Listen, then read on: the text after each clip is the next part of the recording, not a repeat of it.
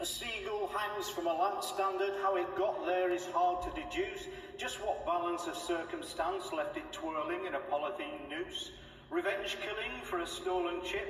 Would someone premeditate slaughter or go to all that time and expense just pour encourager les autres? A calamitous coincidence would seem too far-fetched for this gibbet, which leaves us with only one answer. It's a Damien Hirst exhibit. This put me in mind of the day when I thought death dealt me a drive-by glance as I tucked into a ham roll on the terrace, Market Jew Street, Penzance. All I could see for a second was a new world that was pristine, clean white. The sun-dappled feathers embraced me. Was this the so-called tunnel of light, fluttering wings? An angel, perhaps, pulled at my hands with religious zeal. Me too heavy for heaven, maybe. Should have plumped for that Weight Watchers meal. My life came back with a caveat that the beak-shaped breach in my torn roll told me you must cover up your croust when eating al fresco in Cornwall. Some say the problem's quite out of hand. In fact, it's decidedly nasty. In St. Ives, you take out insurance when buying a medium steak pasty. Once the dust and ham roll had settled, I attached to that seagull no blame in seeking to provide for her child. Wouldn't we all of us do the same? Then I pick up my morning paper, a tabloid that works by detrition, the hard-working taxpayer's Bible, made whole by its sins of omission. The first thing I see is the headline, "Worst winter ever, White Walkers due. Diabetes is out of control and there's a canderol shortage too. First Romanians, Bulgarians, now giant hornets are swarming here, day after day of these headlines that are served up to instill me with fear. One week I'm advised to take statins, then next to keep away from the drug. They're making me scared of everything except myself and Jacob Rees-Mogg. It comes with me into the bathroom and I read it while I'm sat on the loo. I'm a martyr to constipation for a while stuck on page number 2. Later, I stare through the window at a lone seagull chick hunched in the rain. A hard-working mother is tireless as she feeds her again and again. I suppose I've been lucky in life.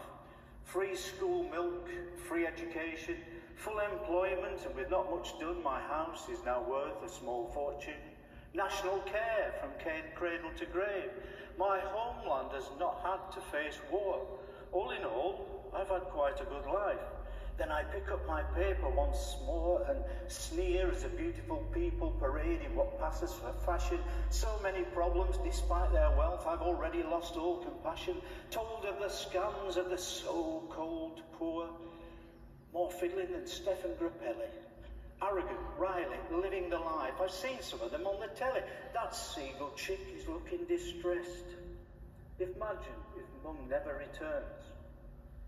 I'll surely ring the RSPB and notify them of my concerns. I recall that instance in Penzance and my brush with death's dominion. Seagull and I together broke bread in an act of social communion. But my paper seems to imply that it's time for a big conversation, whether seagulls' asbo behaviour makes them worthy of preservation. It seemed they formed themselves into gangs, just like a scene from Hitchcock's The Birds. The article overpowered me. I succumbed to a blitzkrieg of words. Marauders, menace, rats of the sky, so the language began to take hold. Evil, destructive, malignant, foul, as overwrought adjectives unfold. These dive-bombing gulls spray feces like some kind of incontinent stooker. And Tippy Hedren gives helpful tips, one of which involves a bazooka.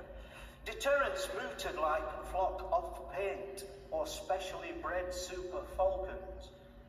Although it seems the line was drawn that skilled marksmen brought in from the Balkans. I glared at the gull at the window as she spewed the food into her chick. Been down into town for her handouts or something, but nothing makes me sick.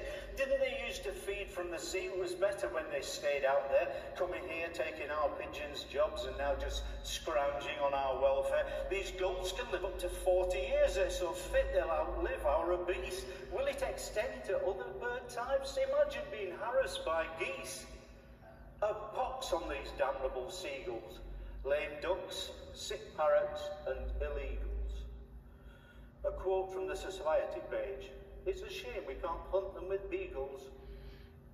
Despite all we give them, they're not grateful. Each one I see seems to be scowling. Hang them high from every lamppost, if only to focus their fouling. All passion spent, I need to sit down with tea and a caramel wafer. Calm myself for the 10th time today. Maybe it's time I change my paper.